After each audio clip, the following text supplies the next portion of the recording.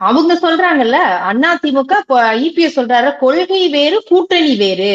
கொள்கையில நாங்க முரண்பட்டிருக்கலாம், ஆனா திமுகவை வீழ்த்த வேண்டும்ங்கிற அந்த புள்ளியில நாங்க கூட்டணி வச்சிருக்கோம்னு அவங்க சொல்றாங்கல்ல. கொள்கை வேற கூட்டணி வேறதான். ஆனா மூச்சு வேறு உடல் வேறுன்னு சொல்ல முடியாதுல்ல.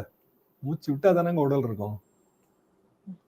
அது என்ன லாஜிக்? அது சில விஷயங்கள்ல காம்ப்ரமைஸ் கிடையாதுல்ல. இப்ப இந்தியா கூட்டணி எப்படி வந்தது சார்? இந்தியா கூட்டணியோட பிரச்சனையே அதுதான். அதனாலதான் அவங்களால மத்த மாநிலங்களை ஜெயிக்கவே முடியல. இப்ப எதுக்கு ஆம் ஆத்மி வந்து நாங்க குஜராத்ல பீகார்ல தனியா தாங்க போட்டி விடுவோன்றாங்க. எங்க இருக்கு இந்தியா கூட்டணி? கேரளால எங்க இருக்கு இந்தியா கூட்டணி? பேர் தாங்க அது இந்தியா கூட்டணி. எங்க இருக்கு சொல்லுங்க.